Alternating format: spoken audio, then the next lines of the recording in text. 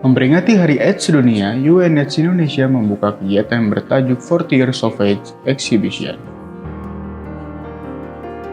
Turut hadir dalam acara itu perwakilan dari Kementerian Kesehatan, Presiden Koordinator PBB di Indonesia, Kedutaan Besar Australia, USAID, Kedutaan Besar Belanda, dan perwakilan dari organisasi komunitas ODHIV, serta populasi kunci di Indonesia.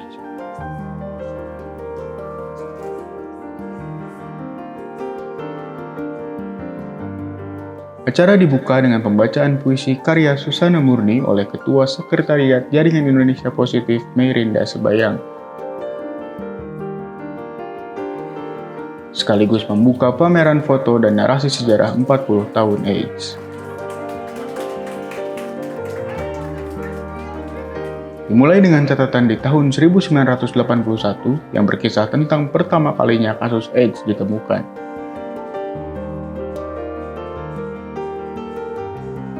Lalu pada catatan tahun 1983 di Indonesia, saat Dr. Zubairi Jurban melakukan penelitian terhadap 30 transgender perempuan dan 2 diantaranya terkena AIDS karena mempunyai gejala klinis.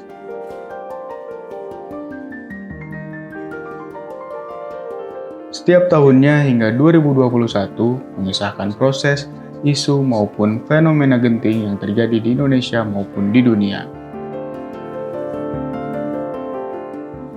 Pikir bahwa ini saatnya pas banget supaya orang tahu kok kenapa 40 tahun masih ada AIDS-nya. Kenapa nggak seperti COVID?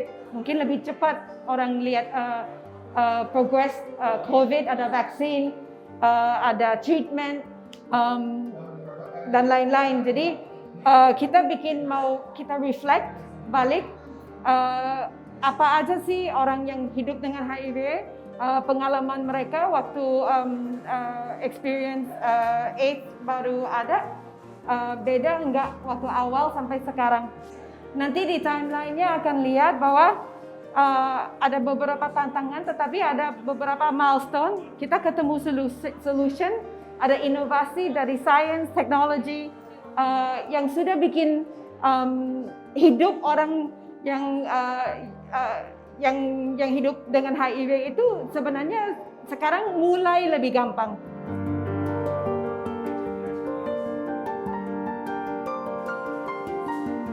Selain kisah sejarah, tajuk 40 Years of AIDS juga menggelar pameran karya foto. Karya tiap fotografer mewakili tiap komunitas yang berkisah tentang berbagai peristiwa yang dialami dan dirasakan oleh ODHIV dalam memperjuangkan kesetaraan dan melawan diskriminasi.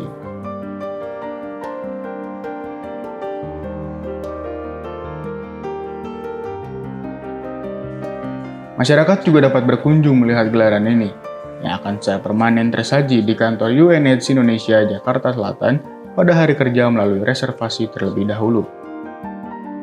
Tim UNAIDS akan memfasilitasi sekaligus memberi edukasi komprehensif tentang sejarah HIV dan AIDS secara global dan nasional.